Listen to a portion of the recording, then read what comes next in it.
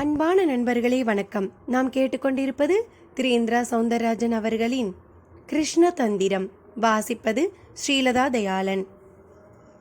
தேவராஜ் மாஸ்டரின் சிரிப்புக்கு என்ன அர்த்தம்? தமிழழகன் என்ன ஆனார்? மன்னாரின் வாசிப்பை கேட்டு மன்னர் என்ன சொன்னார்? பைராகி சித்த சமாதியை திறந்தாரா? அவருக்கு தேவையானது கிடைத்ததா? இனி கதைக்குள். திரௌபதி அம்மன் கோயில் திருக்குளம். படித்துறை படி ஒன்றின் மேல் எங்கோ வெறித்து பார்த்தபடி அமர்ந்து கொண்டிருந்தான் தமிழழகன். காலை பூஜைக்காக கோயிலுக்கு வரும்போதே தமிழை பார்த்து விட்டார் திண்ணப்ப பூசாரி. அப்போதே சந்தேகம். பூஜை முடிந்து குளத்துக்கு தண்ணீர் எடுக்க வந்தபோது அப்போது பார்த்தபடியே வெறித்தபடியே அமர்ந்திருந்ததுதான் அவரை யோசிக்க வைத்தது. பேச்சு கொடுத்தும் அவன் பேசவில்லை. அப்போதே அவனுக்கு நடக்கக்கூடாத ஏதோ ஒன்று நடந்துவிட்டது என்கின்ற முடிவுக்கு வந்துவிட்டார் பூசாரி. செய்தி ஊருக்குள் பரவி பலரும் வந்து பார்த்தபடி இருந்தனர். சற்று தாமதமாகத்தான் வந்தார் தமிழழகனின் அப்பா மருதாச்சலம். ஆனாலும் அவரிடம் ஒரு அசாத்திய தவிர்ப்பு, ஆற்றாமை. பூசாரி, என்னவே இது பிரம்ம பிடிச்ச மாதிரி இருக்கா?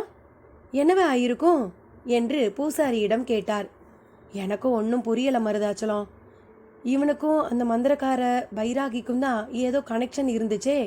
அந்த ஆள் தான் ஏதாவது செய்திருக்கணும்னு நினைக்கிறேன். இவன் அந்த மாதிரி ஆளுங்க கிட்ட எல்லாம் சேர்ற டைப் இல்லையே பூசாரி. ஏன் அப்படி நினைக்கிறீங்க மருதாச்சலம்? இவன் அந்த மனுஷங்கிட்ட ஏடா கூடமா ஏதாவது பேசி வச்சு அதனால பாதிக்கப்பட்ட அந்த மனுஷன் இப்படி பண்ணி இருக்கலாம் தானே. அட கொடுமையே, இருக்கிற சிக்கல் போதாதுன்னு இது வேறையா? ஏன் பூசாரி, இந்த மாதிரி பிரம்ம பிடிச்சவங்களை எல்லாம் உன்னால ஒன்றும் பண்ண முடியாதா? நான் திரௌபதி ஆத்தா காலடியில் கிடக்கிற ஒரு சாமானியன் மருதாச்சலம். அவர்கள் இருவரும் பேசிக்கொண்டே போனார்கள். ஆனால் அருகிலேயே இருந்தும் தமிழழகன் சப்தம் கேட்டு கூட திரும்பவில்லை. அந்த வெறிப்பும் அவனை விட்டு விலகவே இல்லை. மருதாச்சலம் மகனருகே சென்றவராக, ஏலே என்ன பெத்த ராசா, என்னடா இது கோலம், உன் அப்பா வந்திருக்கேண்டா பாருடா என்றார். பின் பொறுமை இழந்து குளத்தில் இறங்கி தண்ணீரை அள்ளி வந்து முகத்தில் அடித்து பார்த்தார். அவன் அப்படியேதான் நின்றான். முகத்தில் வழியும் தண்ணீரை துடைத்து விட்டு கொள்ள கூட தோன்றவில்லை. மருதாச்சலத்துக்கு கண்கள் இரண்டும் கலங்கிவிட்டன. கார் ஹாரன் சப்தம் கேட்டு எட்டி பார்த்தாள் கோமலா மாமி. காரில் இருந்து ஷியாமலா இறங்கி கொண்டிருந்தாள். நினைச்சேன், நீ எப்படியும் 2 நாள்ல வந்துடுவேன்னு நினைச்சேன், அதே மாதிரி வந்துட்ட என்றபடியே வரவேற்றாள். ஷியாமலாவிடம் பெரிதாக எந்த பதிலும் இல்லை. மாமி குளிக்கணும், ஹீட்டர் போட்டுறீங்களா?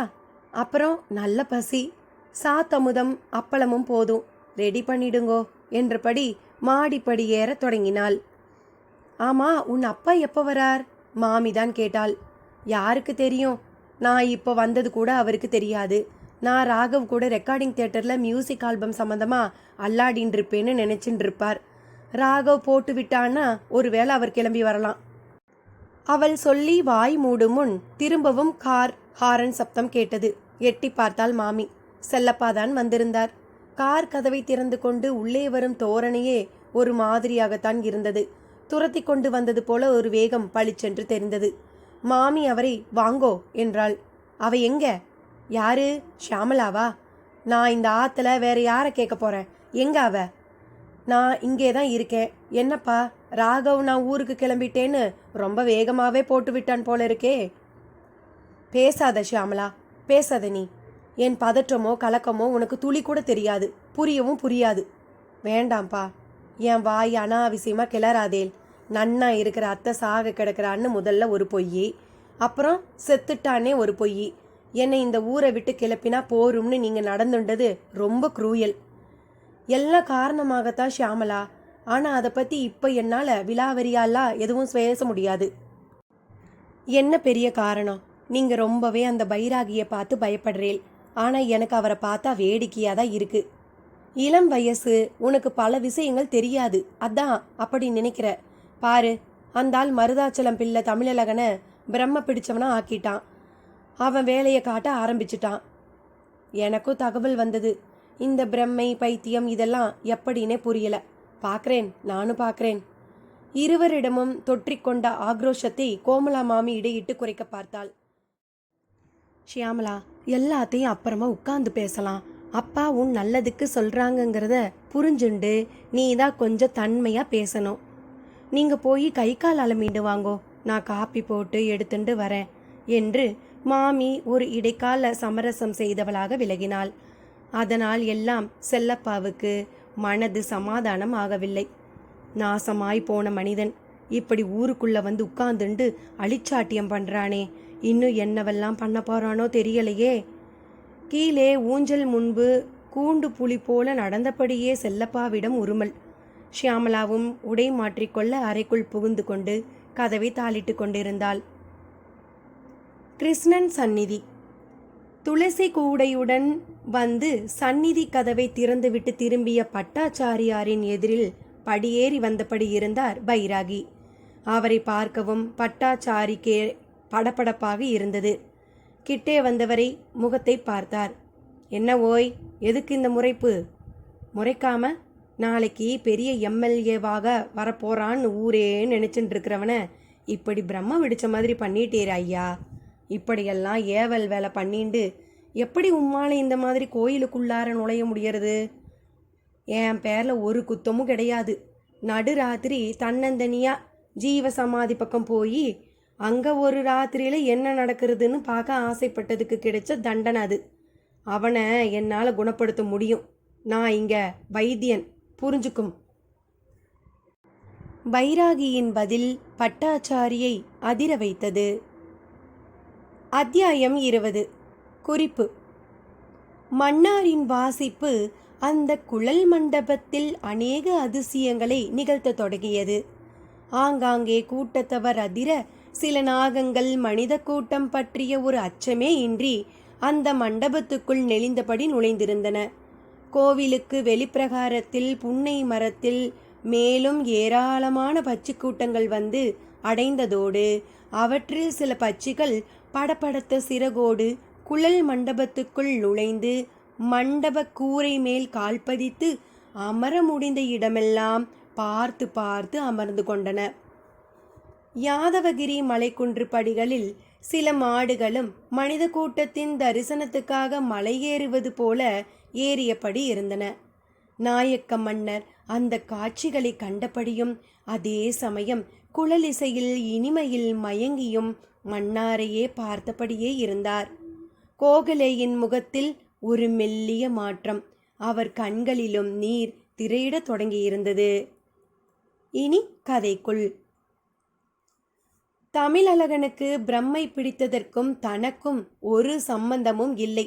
அதற்கு காரணம் அவன் மன்னாரின் ஜீவசமாதியின் பக்கம் போனதுதான் என்று அப்படியே சிக்கலை திசை திருப்பிவிட்ட பைராகியை பட்டாச்சாரியார் நம்ப முடியாமல் குழப்பமாக பார்த்தார். என்ன, நம்ப முடியலையா நான் சொல்றத? ஆமா பைராகி, மன்னார் ஜீவசமாதிங்கிறதும் இந்த கோயிலும் ஒன்று. அங்க போனா தமிழழகனுக்கு பிரம்ம பிடிச்சதுன்னு எப்படி ஒத்துக்க முடியும்? பிரம்ம பிடிச்சவா அங்க போனா பிரம்ம நீங்கும், ஆனா அங்க பிரம்ம பிடிக்காது. அடுத்து தமிழழகன் இந்த கோயில் பக்கமே வரமாட்டான். கோயில் பூஜை புனஸ்காரம் எல்லாம் அவன் வரையில மூட நம்பிக்கை சார்ந்த விஷயங்கள். அப்படிப்பட்டவன் எதுக்கு ஜீவசமாதி பக்கம் போறான்? சரி, நான் உம்மை திருப்பி கேட்குறேன். தமிழழகனை பித்து பிடிக்க வைக்கிறதுல எனக்கு தான் என்ன ஆயிட போகிறது? இந்த ஊரே என்னை இந்த நொடி வரை வித்தியாசமாக பார்க்கும்போது அவன் என்கிட்ட வந்து தைரியமாக பேசி என்னை புரிஞ்சுக்கிட்டவன். தமிழழகன் என்னோட பலம். நானே இப்போ பலத்தை இழந்து தான் நிற்கிறேன். இதை நான் யாருக்கும் புரிய வைக்க வேண்டிய அவசியமும் இல்லை என்றார். பட்டாச்சாரியாருக்குள் திரும்பவும் குழப்பம். இதற்கு முன் வரை எதற்காகவும் பைராகியிடம் பேசியிராத பட்டாச்சாரி இந்த சந்தர்ப்பத்தில் மீதமுள்ள சந்தேகங்களையும் தீர்த்து கொண்டு விட வேண்டும் என்று விரும்பியவராக தொடர்ந்து பேச தொடங்கினார். சரி பைராகி, நீ சொல்றத நான் நம்புறேன்னே வச்சுக்கோங்க. இந்த ஊர்ல உமக்கு என்ன வேலை? பட்டுன்னு தேங்காய் உடைக்கிற மாதிரி உம்மால சொல்ல முடியுமா? இது என் தாயோட சொந்த ஊரு, நான் பிறந்த ஊரு. அதனால எனக்கும் இதுதான் சொந்த மண்ணு. சொந்த மண்ணில் ஒருத்தன் தங்கி இருக்கிறது ஒரு குத்தமா? ஊருன்னு இருந்தா 4 பேர் போவா, 4 பேர் வருவா. அந்த 4 பேர் மாதிரி நீர் இல்லையே. உம்ம தோற்றமே சொல்லுமே நீர் எப்படிப்பட்டவர்னு. உம்ம தாடியும் மீசையும் பார்க்குற மாதிரியா இருக்குது? நான் பைராகி வாமாச்சார கத்துண்டவன். வைஷ்ணவனான நீர் கட்டுக்குடுமி 12 திருமண்ணுன்னு இருக்கிற மாதிரி இது ஏன் ரூபம். வாமாச்சாரிகளுக்கு தலைமுடி தாடைமுடி மீசை கேசம் எல்லாம் சக்தி கால்கள். மந்திர ஜபம் பண்ணும்போது அதோட வைப்ரேஷனை சுமந்து நிற்கிறதே இந்த முடிக்கால்கள் தான். தியானம் பண்ணும்போது பிரபஞ்ச வெளியில நிலவர மின்காந்த அலைகளை ஸ்வீகரித்து உடம்புக்குள்ளே அனுப்புறதும் இந்த கேசம்தான். தலைமுடிக்கு பின்னால் ஏராளமான அர்த்தங்களும் ஆச்சரியங்களும் இருக்குது. அதனால தான் என்ன மாதிரி பைராகிகளுக்கு ஒரு சட்டம், குடும்பத்தில் இருக்கிற கிரகஸ்தனுக்கு ஒரு சட்டம்னு பெரியவங்க போட்டு வச்சுருக்காங்க. கர்ப்பதிரீச்சை மயான திரீச்சைன்னு பல ரகமான ரிஷிகள் விதிமுறைகளை ஏற்படுத்தி வச்சுருக்காங்க. ஆனால் நாகரீக மோகத்தில் எல்லாம் தலைகீழாக மாறி போயிடுச்சு. தலைமுடியோ முகமுடியோ வச்சுக்கிறதுக்கும் நீக்கிறதுக்கும் பின்னால் நுட்பமான காரணங்கள் நிறைய இருக்குது, தெரிஞ்சுக்கோ. பைராகி கிட்டத்தட்ட ஒரு உபன்யாசமே நிகழ்த்தி முடித்து விட்டார். பட்டாச்சாரிக்கு ஏன் வாயை கொடுத்தோம் என்று கூட இருந்தது. அப்படி ஒரு பேச்சு பேசிய நிலையில் தொடர்ந்து அங்கே இருந்தால் பட்டர் கேள்வி கேட்பார். அவற்றுக்கு பொய்யையும் மெய்யையும் கலந்து பதிலாக சொல்ல வேண்டி வரும் என்பதனை உணர்ந்தவர் போல விடுவிடுவென்று விலகி போய்விட்டார் பைராகி.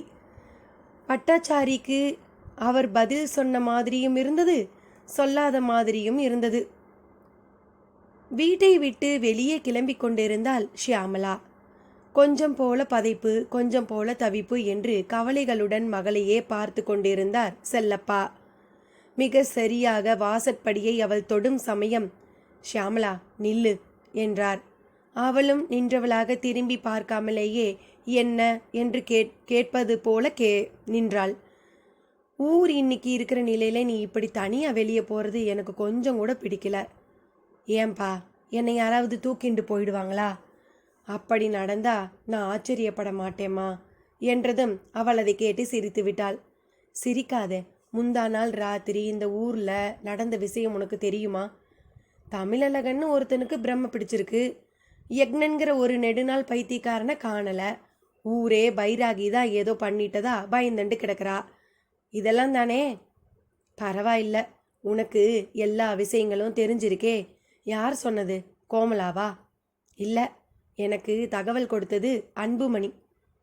இப்போ அவனை பார்க்க தானே புறப்பட்டுட்டு இருக்க? ஆமாம், அவனோட பீட் செலக்ட் ஆகிடுத்து. அவன் இனி குத்தகைக்கார மாட்டுக்கார அன்புமணி மட்டும் கிடையாது, அவனும் ஒரு வித்வான். வித்வானா? போடலங்கா. செல்லப்பா பற்களை நரநர என்று கடித்திட ஷியாமளா அதற்கு மேல் நிற்காமல் வீதியில் இறங்கிவிட்டாள். செல்லப்பா கைகளை பிசைந்து கொண்டார். சரியா கோமலா மாமி எதிரில் வந்து நின்றாள். நீங்க பயப்பட வேண்டாம், ஷியாமளாவுக்கு எதுவும் ஆயிடாது. போது கோமலா, இது நம்பிக்கைக்கு அப்பாற்பட்ட விஷயம். உனக்கு தெரிஞ்சதெல்லாம் கொஞ்சம்தான், தெரியாதது நிறைய இருக்கு. சரி, இதுக்கு மேலே நான் என்ன சொல்ல முடியும்? மாமி பதவிசாக ஒதுங்கி கொண்டாள். செல்லப்பாவுக்கோ மனது கிடந்து அடித்துக்கொள்ள ஆரம்பித்தது. தெருவில் இறங்கி நடந்த ஷியாமளாவை வீதியே ஒரு அதிசயத்தை பார்க்கிற மாதிரி தான் பார்த்தது. இடைமறித்த சிலர், நீ வந்த வேகத்தில் ஊருக்கு போயிட்டேனாங்க, பரவாயில்லையே திரும்பி வந்துட்டியே என்றனர். அவர்களுக்கெல்லாம் அவள் வரையில் ஒரு சிரிப்பு தான் பதில். வடக்கு தெருவில் அவள் கால்கள் இறங்கிய போது ஒரு வீட்டிலிருந்து ஒரு வயதானவர் ஓடி வந்தார். ஷியாமளா எதிரில் கையெடுத்து கும்பிட்டார். ஷியாமளாவும் தேங்கி நின்றாள். ஐயரும் அவதானே தாயி நீ? ஆமா. அப்ப அந்த திரௌபதி ஆத்தா நீதான். ஆத்தா, எனக்கு ஒரு உபகாரம் பண்ணுவியா? என்னன்னு சொல்லுங்க. வீட்டில் என் பொண்டாட்டி ஒரு வாரமாக இழுத்துக்கிட்டு கிடக்கிறா. அவன் நல்ல விதமாக கண்ணை மூடணும். அதுக்கு அதுக்கு நான் என்ன செய்யணும்? நீ திரௌபதி, 5 பூதமும் உனக்கு அடிமை தாயே. நீ வந்து என் பொண்டாட்டி வாயில துளசி தண்ணி விட்டா அவ ஆத்மா நல்ல விதமாக வைகுண்டத்துக்கு போயிரும் தாயி. என்ன இது?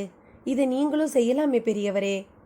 நான் பாவப்பட்ட பிறவி கண்ணு, உன்னை மாதிரி விசேஷமெல்லாம் எனக்கு இல்லையே. நீங்கள் இன்ஃபீரியாரிட்டி காம்ப்ளெக்ஸில் பேசுகிறீங்க. நானும் ஒரு சாதாரண சாமானியப்பட்ட பொண்ணு தான். நீ பெருந்தன்மையாக பேசுகிற கண்ணு, உனக்கே உன் சக்தி தெரியலைன்னு தான் சொல்லுவேன். கொஞ்சம் எனக்காக வந்து துளசி தண்ணி விடுமா? தாராளமாக. நான் அப்படி செய்கிறதால உங்களுக்கு ஒரு சந்தோஷம்னா செய்கிறேன். ஆனால் என்னை நீங்கள் பெருசாக நினைக்கிறதெல்லாம் ரொம்பவே தப்பு. கண்ணு, நீ என்ன சொன்னாலும் சரி, இப்போ வந்து நான் சொன்னபடி செய்யி தாயி. ஷியாமளா அவரை பின்தொடர்ந்தாள். தலைந்த ஓட்டு கூரை வீடு. வீட்டு முன் எருமை, பசு, கன்றுக்குட்டி என்று ஒரு கூட்டம். நிறையவே ஈக்களும் உண்ணிகளும் பறந்த வண்ணம் இருக்க, உள்ளே சாணி மெழுகிய தரைமேல் அனலில் வாட்டப்பட்ட வாழை இலை கணக்காக ஒரு வயதான பெண்மணி கண்ணிரண்டும் நிலை குத்தி இருந்தது. தொண்டை குழியில் விட்டு விட்டு இழுப்பும் அடைப்பும், தலைமாட்டிலும் பக்கவாட்டிலும் எப்பொழுதும் உயிர் பிரியும் என்கின்ற எதிர்பார்ப்புடன் அவளது சொந்த பந்தங்கள். கண்ணமங்கலத்தில் எந்த மதத்தவராக இருந்தாலும் அவர்கள் தோட்டத்தில் துளசி செடிகள் இருக்கும். அது ஒரு ஊரடையாளம். அந்த பெரியவரே ஓடிப்போய் துளசி செடியிலிருந்து சில இலைகளை பறித்து வந்து ஷியாமளாவிடம் தந்தார். ஷியாமளாவும் அதை வாங்கி துடிக்கின்ற வயதான பெண்ணின் வாயில் போட்டு ஒரு டம்ளரில் தண்ணீர் மெல்ல வாயில் விட்டாள். அந்த நொடி ஒரு ஆச்சரியம் நிகழத் தொடங்கியது. அந்த பெண்மணி துளசி தீர்த்தத்தை விழுங்கிய மாத்திரத்தில் நிலை குத்தி கொண்ட விழிகளை ஷியாமளா மேல் திருப்பினாள். கூர்ந்து பார்த்தபடியே கைகளையும் கூப்பினாள். கை கால்களை அசைக்கக்கூட சக்தியற்றவளில் இந்த செயல் எல்லோரையுமே ஆச்சரியத்தில் புதைக்க அப்படியே கண்களை மூடினாள். சிரசும் ஒரு புறமாய் சரிய உயிர் பறவை விடுபட்டு விட்டது. அம்மாடி ஆத்தா, திரௌபதி தாயே, ரொம்ப சந்தோஷம் ஆத்தா. என் மனோன்மணி விடாம மன்னார் சமாதிக்கு போய் கும்பிட்டு வருவா. சாமி, நான் நல்ல விதமா உன்னை வந்து சேரணும்னு வேண்டிக்குவா. இன்னைக்கு ஏகாதசி நாள். உன்னால என் பொண்டாட்டி வைகுண்டத்துக்கு போயிட்டா என்று கண்கலங்கினார் அந்த பெரியவர். ஷியாமளாவுக்கு அவரது நம்பிக்கை ஜெயித்ததாகத்தான் தோன்றியது. மௌனமாக வெளியேறத் தொடங்கினாள். அதே சமயம் சாகும் முன் அந்த பெண் தன்னை பார்த்து கும்பிட்டது அவளுக்கே கூட ஒரு அலாதியான சம்பவமாகத்தான் பட்டது. விஷயம் வேகமாக பரவி வீடு வெளியே வந்து ஷியாமளாவை பார்த்தனர். ஒருத்தி விபூதி கையுமாக ஓடி வந்து தன் மகன் நெற்றியில் இட்டு ஆசீர்வதிக்க சொன்னாள். ஒப்புக்கொள்ளவும் முடியவில்லை, மறுக்கவும் முடியவில்லை. நல்ல வேளையாக ஒரு சைக்கிளில் எதிரில் அன்புமணி வந்தபடி இருந்தான். அவள் அருகில் வந்து இறங்கி கொண்டவன், நீ வந்துட்டேன்னு கேள்விப்பட்டு உன்னை பார்க்க தான் வந்துக்கிட்டு இருந்தேன் என்றான். நானும் உன்னை பார்க்க தான் அன்பு வந்துக்கிட்டு இருந்தேன். நல்ல வேலை நீ சைக்கிளில் வந்த. நான் பின்னால் ஏறிக்கிறேன், அப்படியே கோயில் பக்கம் விடு. என்ன ஷியாமளா, என் வண்டியில் நீ ஏறிக்கிறியா? வேண்டாம், வா நடந்து போவோம். அப்பப்போ உன்கிட்ட கிராமத்து பாதிப்பு வந்துடுது. நீ இப்போ சைக்கிளில் ஏற போறியா இல்லையா? ஷியாமளா, ஏற்கனவே என்னையும் உன்னையும் ஒரு மாதிரி இந்த ஊர் பார்க்குது. இதில் ஜோடியாக போனால் அவ்வளவுதான். போதும் அன்பு, வண்டியை எடு. நான் கொஞ்ச நேரம் இங்கே நின்றுட்டு இருந்தேன்னா என்னை இந்த ஊரே சாமியன்னு சொல்லிடுவாங்க. அவள் துரிதப்படுத்த அவனும் சைக்கிளில் ஏறிட அவள் பின்னால் தொற்றிக்கொண்டாள். அந்த சைக்கிளும் திரௌபதி அம்மன் கோயில் நோக்கி உருளத் தொடங்கியது. கோயில் வளாகத்துக்குள் குளத்தங்கரையை ஒட்டி சைக்கிளை திரும்பவும் எதிரே குளத்தங்கரை படிக்கட்டு மேல் ஒரு கட்சிலை போல உட்கார்ந்திருந்தான் தமிழழகன். அவன் அருகில் அன்புமணியின் தங்கையான கோமதி. அன்புமணியும் ஷியாமளாவும் வருவது தெரியாமல் அவள் அவனை பார்த்து அழுது கொண்டு இருந்தாள். அந்த காட்சி அன்புமணிக்கு ஒரு அதிர்ச்சியான காட்சிதான். சைக்கிளை தடுமாற்றத்துடன் நிறுத்தியவன் ஷியாமளாவும் இறங்கிக் கொள்ள அவளை நோக்கித்தான் ஓடினான். அவளும் சப்தம் கேட்டு திரும்பி பார்த்து அதிர்ச்சியை முகத்தில் காட்டினாள். அண்ணே, நீ நீ என்று மிடறு விளங்கினாள். நீ இங்கே இவன் கூட என்னம்மா பண்ற? இவனுக்கு உனக்கு தான் எப்பவுமே ஆகாதே. அது அது வந்து அண்ணே, என்ன வந்து போய்? ஆமா, என்ன இது கண்ணில் தண்ணி? எதுக்கு அழுவுற? அது கோமதி, என்னை தவிக்க விடாத. இங்கே இவன் கூட என்ன பண்ற? அன்புமணி குரலில் சுரத்து கூடிக்கொண்டே போனது. கோமதியிடமோ வியர்க்க தொடங்கிவிட்டது. அண்ணே, கோயிலுக்கு வந்தேன். தமிழுக்கு பைத்தியம் நாங்களே எட்டி பார்த்தேன், அவ்வளவுதான். எட்டி பார்த்தவ எதுக்கு அழணும்? இவன் எப்பவும் நீ சீண்டி வேடிக்கை பார்க்குறவன்னு சொல்லுவியே. அண்ணே, அது கோமதியிடம் வார்த்தைகள் அதற்கு மேல் வரவில்லை. மயக்கம்தான் வந்தது. அத்தியாயம் 21. குறிப்பு. மன்னார் வாசித்தபடியே இருக்க நாதுராம் கோகலேயிடம் பரவசமும் கூடிக்கொண்டே போனது. ஒரு கட்டத்தில் எழுந்து நின்று தலையாட்டியபடி அவர் ஆடவே தொடங்கிவிட்டார். மன்னாரும் வாசிப்பின் உச்சத்துக்கே போய் அப்படியே போன வேகத்துக்கு வாசிப்பை நிறுத்திவிட்டு உதட்டில் துளித்துவிட்ட எச்சிலை சிறு குழந்தை போல துடைத்துவிட்டு கொண்டான். அருமை, அபாரம், அற்புதம்! இசை வடிவானவன் இறைவன் என்பதை இங்கே இவர் நிரூபித்து விட்டார். இவரது இசை சிறப்புக்கு மனித உயிர்கள் மட்டுமல்ல, புல் பூண்டுகள் கூட அடிமை என்பது கண்ணெதிரே நிரூபணமாகிவிட்டது.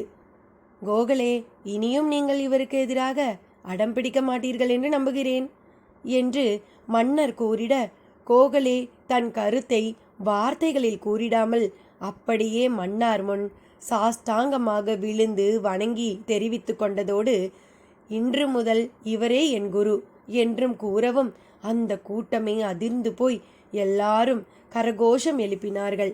அதைத் தொடர்ந்து நாயக்க மன்னரும் தனது பங்கிற்கு, இன்று முதல் இந்த கண்ணமங்கலத்து மன்னார்தான் தஞ்சையில் நாயக்க பேரவையில் அவை கலைஞர். எனக்கு அளிக்கப்படும் மரியாதையிலிருந்து சகல வசதிகளும் மன்னாருக்கும் வழங்கப்படும் என்று அறிவித்திட, மன்னார் முகத்தில் அதை ஏற்க மறுப்பது போல ஒரு பாவனை. இனி கதைக்குள். கோமதியின் மயக்கத்தை தொடர்ந்து ஓடிப்போய் குளத்தில் இறங்கி தண்ணீரை இரு கைகளாலும் அள்ளி வந்து முகத்தில் தெளித்து அவளது மயக்கத்தை தெளிவிக்க முயன்றான் அன்புமணி. அவளும் மெல்ல கண் திறந்தாள். ஆனாலும் நேருக்கு நேராக அன்புமணியை பார்ப்பதை தவிர்த்தாள். அவளுக்குள் ஏதோ ஒரு இனம் புரியாத தவிப்பு. அவ்வளவு சம்பவத்துக்கும் நடுவிலும் வானத்தை பார்த்தபடி அமர்ந்திருந்த தமிழழகனிடம் ஒரு சிறு மாற்றமும் இல்லை. ஷியாமளா கூர்மையாக கோமதியின் செயலை கவனித்தபடியே இருந்தாள். அன்புமணிக்குள் தங்களை ஊருக்குள் யாராவது பார்த்து கோமதி தமிழழகனை பார்த்து மயங்கினாள் என்பது ஒரு பரபரப்பான செய்தியாக பரவிவிடுமோ என்கின்ற பயமும் ஆட்டி வைக்க ஆரம்பித்தது. சரி வா, முதல்ல வீட்டுக்கு போவோம், அங்கே போய் மற்ற விஷயங்களை பேசிக்குவோம் என்ற தமிழ்மணி சைக்கிளில் ஏறி அவள் அருகில் வந்து ஷியாமலா ஏறிக்கொண்டது போல ஏறிக்கொள்ள சொன்னான். இல்லண்ணே, நீ போ, நான் நடந்து வரேன் என்றாள். இப்ப நீ வரையா இல்லையா என்று அதட்டி அவளை ஏற்றுக்கொண்டவன், சாரி ஷியாமலா என்கின்ற மாதிரி அவளை பார்த்தான். நீ போ அன்பு, போய் விட்டுட்டு வா, நான் இங்கேயே இருக்கேன். கோமதியை விட்டுட்டு அவசியம் வா, உன்கிட்ட நான் நிறைய பேசணும் என்றாள். அவனும் சைக்கிளை மிதித்து கொண்டு விலகத் தொடங்கினான். ஷியாமலாவின் கவனம் அடுத்து தமிழழகன் மேல் தான் சென்றது. அவன் அவளுக்கு பரிச்சயமே இல்லை என்று கூட கூறலாம். இருந்தும் தமிழ் தமிழ் என்று அழைத்து பார்த்தாள். அவள் கவனம் முழுக்க தமிழழகனின் விழிமேலேயே இருந்தது. ஆனால் அவன் கவனம் கலையவே இல்லை.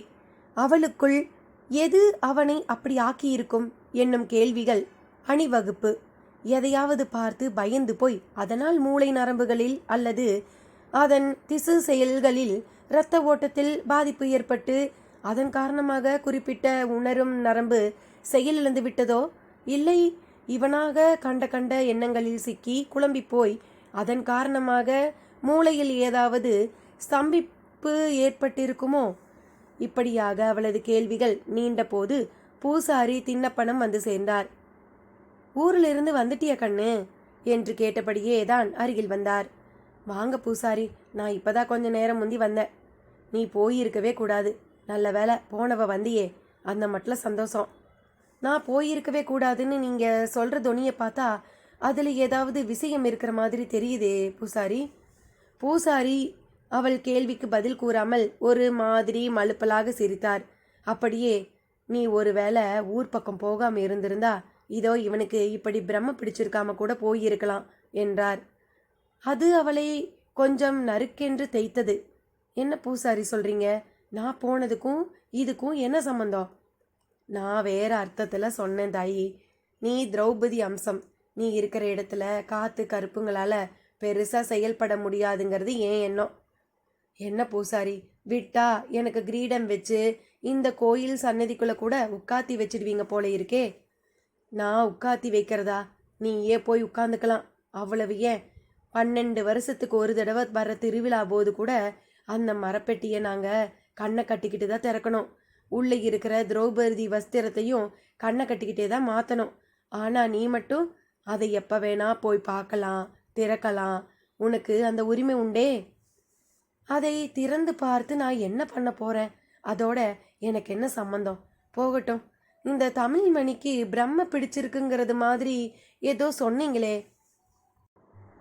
ஆமா, இதை வேற என்னன்னு சொல்ல? அப்புறம் காத்து கருப்புன்னு ஏதோ சொன்னீங்களே. காத்து கருப்பு சமாச்சாரம் தான். காத்து கருப்புனா?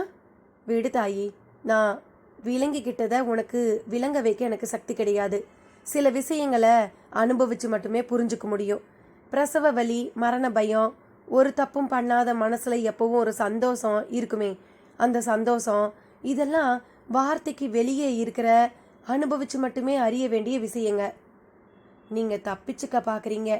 இந்த காத்து கருப்புங்கிற சமாச்சாரம் எல்லாம் ஒருவித ஃபோபியா, என்ன சொல்றது, மூடத்தனமான எண்ணங்கள். போதும் தாயி, அப்புறம் பகுத்தறிவு விஞ்ஞானம் அது இதுன்னு நீ போவ. ஒரு பழமொழி கூட உண்டு, அறைக்குள்ள பாம்பை பார்த்துட்டவன் பதட்டம் இல்லாமல் இருக்க மாட்டான், பார்க்காதவன் பதட்டம் இல்லாமல் தான் இருப்பான்னு சொல்லுவாங்க. நான் பார்த்தவன், நீ பார்க்காதவ. நான் இப்படி தான் பேசுவேன், நீ அப்படி தான் பேசுவ. விடு. பூசாரி, எனக்கு தமிழழகனை பார்க்க பாவமாக இருக்கு. இவனுக்கு எதனால் இப்படி ஆனதுன்னு தெரிஞ்சாதான் இவனை நாம் மீட்க முடியும். இதுக்கு என்னால் பதில் சொல்ல முடியாது. அந்த பைராகியை போய் பாரு. ஏன்னா இவன் இப்படி ஆன சமாச்சாரமெல்லாம் அவரோட சமாச்சாரங்கள் என்றவர் குளத்தில் இறங்கி தண்ணீரை தான் சுமந்து வந்திருந்த குடத்தில் மொண்டு கொண்டு மேலேறி சந்நிதி நோக்கி செல்லத் தொடங்கினார். ஷியாமளா அவரிடம் அதற்கு மேல் என்ன பேசுவது என்று பிடிபடாத ஒரு குழப்பத்தோடு நின்றபடி இருந்தாள். கிணிங் கிணிங் சப்தம் கேட்டது. அன்புமணி வந்து கொண்டிருந்தான். சைக்கிளோடு ஷியாமளாவுக்கு வெகு அருகில் வந்து நின்றான். அவளிடமும் அவன் வந்துவிட்டதில் ஒரு மலர்ச்சி. ஆனால் அவன் முகத்தில் வருத்த சுவடு. சைக்கிளை சரித்து காவி பட்டை போடப்பட்டிருந்த கோயில் மதில் சுவர் மேல் சாய்த்து நிறுத்திவிட்டு நடந்து வந்தான். வந்த நிலையில் திரும்பி குளத்தங்கரையை பார்த்தான். தமிழழகன் ஒரு உயிருள்ள சிலை போல தெரியவும் அவனிடம் ஒரு பெருமூச்சு. என்ன அன்பு, ரொம்பவே நீ ஃபீல் பண்ணுறேங்கிறது நல்லா தெரியுது. கோமதியை வீட்டில் விட்டுட்டு தானே வந்த? வாயை திறந்து பேசுப்பா. ஆக்சுவலாக நான் இப்போ உன்னை சந்தோஷத்தில் அப்படியே மிதக்க விடணுங்கிற எண்ணத்தில் தான் உன்னை பார்க்க வந்தேன். ஆனால் இங்கே கோமதியால் எல்லாம் கெட்டுப்போச்சு. சரி ஷியாமளா, நீ வந்த விஷயத்த சொல்லு. எனக்கு நிறையவே வேலை இருக்குது. அப்படி என்ன வேலை அன்பு? உன்கிட்ட சொல்கிறதுக்கு என்ன? கோமதியை பெண் பார்க்க ஒரு பார்ட்டி தயாராக இருக்குது. நான் கூட நாளைக்கு வர சொல்லலாம்னு இருந்தேன். ஆனால் இன்னைக்கு கோமதியை இங்கே இந்த தருதலையோடு பார்க்கவும் எனக்கு மனசே சரியில்லாமல் போயிடுச்சு ஷியாமளா. ஓ, கோமதியை பெண் பார்க்க வராங்களா? நல்ல விஷயந்தான். நீ இங்கே பார்த்ததை வச்சு குழப்பிக்காத. அந்த ஏற்பாட்டை நல்லபடியாக செய்யி. கல்யாணத்தையும் வேகமாக முடிக்கிற வழியை பாரு. என்ன ஷியாமளா நீ, இது என்ன உங்கள் வீடா? காசு பணம் பற்றி யோசிக்கவே வேண்டாம். அது ஒரு விஷயமே கிடையாதுங்கிறதுக்கு ஏழை விவசாயியான வீடு ஷியாமளா. அப்படிங்களா? எனக்கு இது தெரியாமல் பாருங்க. தெரிஞ்சு நீ எந்த தைரியத்தில் இப்படி பேசுகிற? நீ வாசித்த ஃப்ளூட் பிட்டுக்கு 10 லட்சம் ரூபாய் பரிசு கிடைக்க போகுது. அந்த தைரியத்தில். என்னது, எனக்கு 10 லட்சம் ரூபாய் கிடைக்க போகுதா? 10 லட்சம் மட்டும் இல்லை, நீ முறையாக ஃப்ளூட்டு கற்றுக்க போகிற. இசையில் பெரிய பெரிய புலிகளோட குழுவில் வச்சு வாசிக்க போகிற. ஷியாமளா, நீ என்ன கனவு காண வைக்காத. நம்ம முன்னாள் ஜனாதிபதி சொன்னதை ஞாபகப்படுத்தி பாரு. போதும் ஷியாமளா. ஆமாம், உன் கூட வந்தாரே மிஸ்டர் ராகவ், அவர் இப்போ எங்கே? ராகவ் சென்னையில் தான் இருக்கான். நான் கிளம்பும்போது திரும்ப என் கூட வர பார்த்தான். நான் தான் நீ வராதேன்னு அவனை தடுத்துட்டேன். அவன் தேவையில்லாமல் உன்னை பார்த்து பொறாமப்படுறான்ப்பா. என்னை பார்த்து பொறாமப்படக்கூட ஒருத்தர் இருக்காரா? ஆச்சரியமாக இருக்குது ஷியாமளா. கூடவே அதிர்ச்சியாகவும் இருக்குது. இந்த இந்த கிராமத்தாங்கிட்ட பொறாமப்படுறதுக்கு என்ன இருக்குது? என்ன இல்லை உங்ககிட்ட? என்ன ஒரு விஷயம்னா அடக்கம், அமைதி, நல்ல இசை ஞானம்னு எல்லாம் இருக்கிற மாதிரியே தாழ்வு மனப்பான்மையும் இருக்குது. அதை எப்படி போக்குறதுன்னு தான் எனக்கு தெரியலை. இருவரும் சகஜமாய் கொஞ்சம் போல நட்பும் பாசமுமாய் பேசிக்கொண்ட அந்த நொடியில் ஒருவன் பூசாரியை பார்க்க மூச்சரித்தபடி வந்து நின்றான். பூசாரி, பூசாரி. என்னப்பா?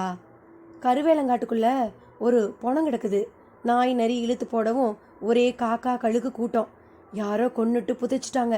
உடம்போட அங்க அடையாங்கல்ல வச்சு பார்க்கும்போது அந்த கிறுக்கு பைய யக்னன் மாதிரியே இருக்குது. பூசாரிக்கு திம்மென்று மார்பில் உதைக்கப்பட்ட மாதிரி இருந்தது. அன்புமணியும் அரண்டு போனான். யக்ஞன் அன்புமணியின் அன்புக்கு மிகவும் பாத்திரமான ஒருவன். பூசாரி திரௌபதி சந்நிதி முன் சென்று கைகூப்பி நிற்கத் தொடங்கினார். திறந்த மார்பிலும் தோளிலும் மேலும் ஒருவித துடிப்பு. அன்புமணி ஷியாமளாவிடம், ஷியாமளா, நீ வீட்டுக்கு போ, நான் போய் பார்க்குறேன் என்று வெட்டி கொண்டு புறப்பட தயாரானான். இரு, நானும் வரேன். ஆமா, யார் அந்த யக்ஞன்? உனக்கு தெரியாது ஷியாமளா, பாவம் யக்ஞன். அவனுக்கு சித்த பிரம்ம. அவனை ஒருத்தன் கொன்னுட்டாங்கன்னா அவனெல்லாம் மிருகத்தை விட மோசம்னே சொல்லுவேன். அன்புமணி சைக்கிள் அருகில் சென்று அதை நிமிர்த்தி ஏற தயாரானான். ஷியாமளாவும் ஏறிக்கொள்ள முனைந்த போது கோமலா மாமி ஷியாமளா என்று கத்தி கதறிக்கொண்டே ஓடி வந்தாள். மாமியிடம் ஒரு அநியாய பதற்றம். அத்தியாயம் 22. குறிப்பு. மன்னாரின் முகக்குறிப்புகள் நாயக்க மன்னருக்கு புரிந்ததோ புரியவில்லையோ, கோகலேவுக்கு புரிந்தது. குருவே, அரசரின் கௌரவத்தை ஏற்பதில் தங்களுக்கு என்ன சிக்கல் என்று கேட்டுவிட்டார். மன்னாரும் அதற்கெல்லாம் பெரிதாக பதில் சொல்ல தெரியவில்லை. மிரள மிரள பார்த்தான். அமர்ந்திருந்த இடத்திலிருந்து கண்ணன் சன்னதியை பார்த்தான். பின், வேண்டாங்க, நான் இங்கேயே என் சாமி கூட இருந்துடுறேன், என்னை விட்டுடுங்க என்றான் திக்கி திணறி. நாயக்க மன்னர் முகத்தில் உடனேயே ஏமாற்றத்தின் எதிரொலி. ஆனாலும் கோகலேவுக்கு மன்னாரின் உள்ளுணர்வு பளிச்சென்று புரிந்துவிட்டது. நல்லது குருவே, நீங்கள் இங்கேயே உங்கள் சுவாமி அருகிலேயே இருக்கலாம். அப்படி நீங்கள் இங்கே இருப்பதற்கு நாங்கள் உதவலாம் அல்லவா என்று கேட்டு அப்போதே 100 காணி நிலம், 100 காராம்பசு கூட்டம், 100 தென்னை மரங்கள், 100 அடி சதுரத்தில் மன்னார் தங்கிக் கொள்ள ஒரு மனை, இது போக ஏவலுக்கு 7 பேர், காவலுக்கு 7 பேர் என்று ஒரு கணக்கு போட்டு அவற்றை மன்னார் ஏற்க வேண்டும் என்று கூறிடவும் மன்னார் திரும்பவும் சந்நிதியை பார்த்தான். என்ன குருவே, சந்நிதியை பார்க்குறீங்க? கடவுளின் உத்தரவு வேண்டுமோ என்று கச்சிதமாக கேட்டார் கோகலே. மன்னார் ஆமோதிக்க பூமுடி போட்டு கண்ணனிடம் உத்தரவு கேட்கப்பட்டது. உரிய பூவை எடுத்து தர ஒரு குட்டி குழந்தை கூட்டத்திற்குள் புகுந்து வந்ததுதான் ஆச்சரியம். இனி கதைக்குள். கோமலா மாமியின் பதற்றமான தோற்றமும் தென்பட்ட வேகமும் ஷியாமளாவை ஒரு உலுக்கி உலுக்கி தடுத்து நிறுத்தியது. மாமியும் அருகில் வந்தாள். மூச்சரைத்தாள். என்ன மாமி? ஷியாமளா, அப்பாவுக்கு திடீர்னு நெஞ்சுவலி, ஹார்ட் அட்டாக் மாதிரி தெரிகிறது. அடுத்த வினாடி ஷியாமளாவை பரபரப்பு தொற்றிக்கொண்டது. கருவேலங்காட்டுக்குள் கிடக்கும் யக்ஞனின் சடலம் பின்னால் சென்றுவிட இருந்த அவள் கவனம் அப்பா பக்கம் திரும்ப தொடங்கியது. அன்புமணி ஷியாமளாவை சைக்கிளில் ஏறிக்கொள்ள சொன்னான். அவளும் தாமதிக்கவில்லை. இருவரோடும் சைக்கிள் வேகம் எடுக்க ஆரம்பித்தது. கருவேலங்காட்டுக்குள் திட்டு திட்டாய் கூட்டம். யக்ஞன் உடம்பு நாய்கள் இழுத்து போட்டதில் ஒரு செம்மண் மூட்டை வானிலிருந்து கீழே விழுந்து சிதறி கிடப்பது போல கிடந்தது. உடம்பின் சில பாகங்கள் புதைந்த நிலையில்தான் இருந்தன. தகவல் தெரிந்து ஒரே ஒரு போலீஸ்காரர் வந்திருந்தார். அதுவும் தனது கைதற்காலத்து சைக்கிளில். கிட்டே சென்று குனிந்து பார்த்துவிட்டு மூச்சை பிடித்து கொண்டு பல அடி தூரம் சென்று கொண்டார். மேலதிகாரிகள் கூட்டமாக வந்து அடுத்தடுத்த நடவடிக்கைகளை இனிமேல்தான் தொடங்கப்பட வேண்டும். வீட்டுக்குள் நுழைந்த வேகத்தில் கட்டிலில் நோக்கி ஓடினாள் ஷியாமளா. செல்லப்பா அரைக்கண்கள் திறந்த நிலையில் நெஞ்சை பிடித்தபடி இருந்தார். அப்பா, வந்துட்டியா ஷியாமா? என்னப்பா இது, நிஜமாத்தான் நெஞ்சு வலியா இல்ல? அவள் மேற்கொண்டு எப்படி கேட்பது என்று தெரியாமல் அவரை வெறித்தாள். யக்ஞனின் மரணம் பற்றி தெரிய வந்ததா? செல்லப்பா நெஞ்சுவலி என்ன ஆனது? தமிழழகன் சரி செய்யப்பட்டானா? பார்க்கலாம் சிறிது இடைவெளியில். நன்றி நண்பர்களே.